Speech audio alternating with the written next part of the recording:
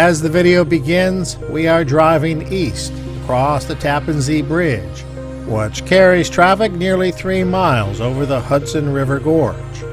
Once over the river, we take the first exit, and it's not even a half a mile to the estate entrance.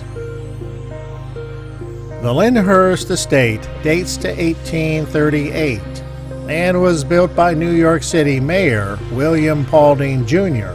on 184 acres.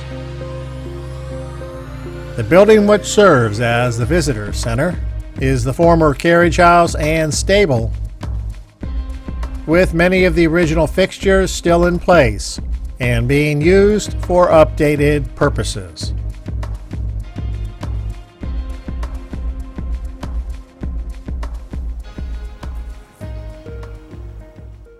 William Paulding, two-term mayor of New York City, brigadier general in the War of 1812, and a congressman. He started buying land here about 1838. By 1839, he had 184 acres. We now have 67. At its peak, the estate was over 500. You'll know by the end why. Not that we're complaining. 67 acres on the water just north of New York City. Remember that old commercial, Priceless? Pretty much. Now, Mayor Paulding wanted to build a relatively simple summer or retirement home for himself, his wife, and one grown son. One of the reasons they wanted to be in this area was the presence of a very dynamic arts community. Painters, including the Hudson River School, but other painters. Writers, including Washington Irving, whose home is right down the river, and James Fenimore Cooper, and also a group of innovative young architects, including one named Alexander Jackson Davis. Now, he's in his early 30s. He doesn't feel confined to the prevailing styles of American homes at the time. Okay? Still very traditional, federal style, colonial style, very symmetrical, you might say boxy. He was inspired by buildings in the UK and Europe, specifically churches, university buildings, so that's why he went with the Gothic style. Now, this was controversial. No one had ever seen a private home that looked like this around here. And see it they could, because the land from the facade to the road was flat and treeless. It had been Dutch farmland for a couple centuries. That changed in 1825 when the Erie Canal opened. It changed the economics of farming, cheaper to import stuff from the Midwest. So the Hudson River Valley's mostly dairy farmers began selling off their land, and there were ready buyers. Because, with all due respect, New York City was not a particularly pleasant place to be at that time. It was the era of rapid industrialization, mass immigration, and the attendant problems, sanitation issues, housing shortages, overcrowding, and guess what? A series of epidemics. Tuberculosis, typhoid fever, cholera, and less deadly conditions. So anybody who had the resources to get out, got out. And that's why all these estates were built up and down the Hudson River. We enter the home through the front vestibule, which is rather ornate in its own right. From there, we go into the main entry hall. Here's a fancy little tray where one can leave their calling card. To the right of the entry is the bust of French General Lafayette, who fought with America during the Revolutionary War. On the left is General George Washington.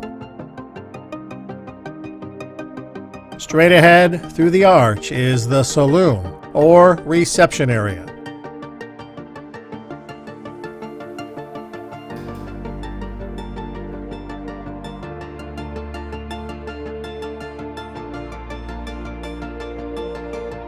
The ceiling in this room is quite amazing. Turning left, we go into the drawing room, short for withdrawing room. I suppose the equivalent of a modern-day living or family room.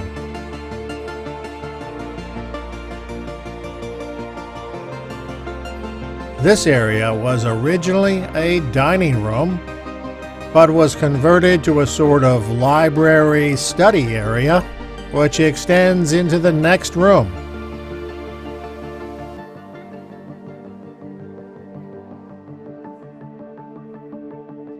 The ceilings in the home all seem to be quite spectacular.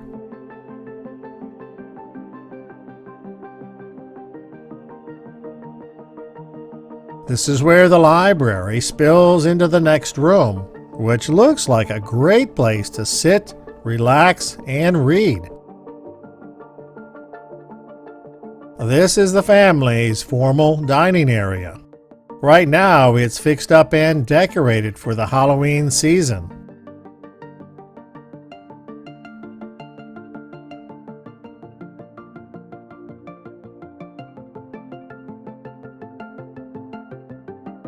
Peeking out the window, I find this great view of the Tappan Zee Bridge spanning the Hudson.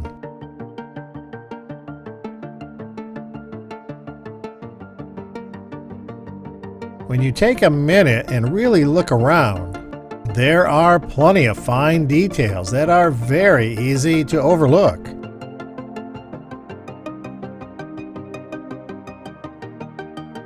Now upstairs, where we are greeted by the gallery. Adorned with paintings, sculptures, and other artwork,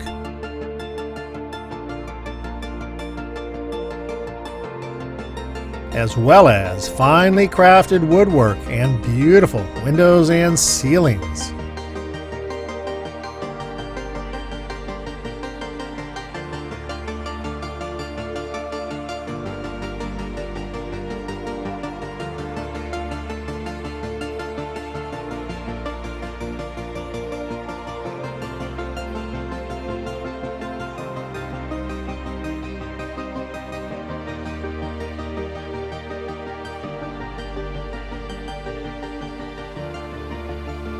This is the master or main bedroom.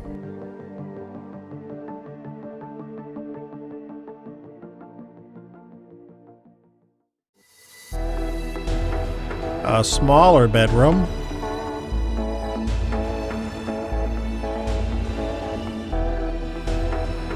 This is the bedroom of the lady of the house.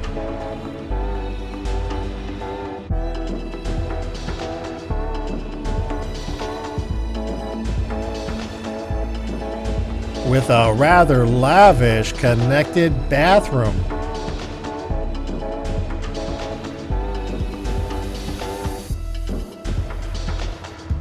And some additional bedrooms at the end of the house, perhaps for guests.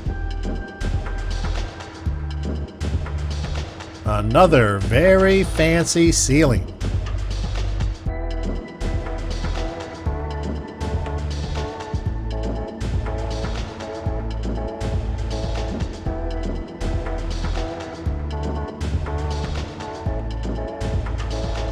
Completing the house tour is the office, where the owner could see to the business affairs of his empire.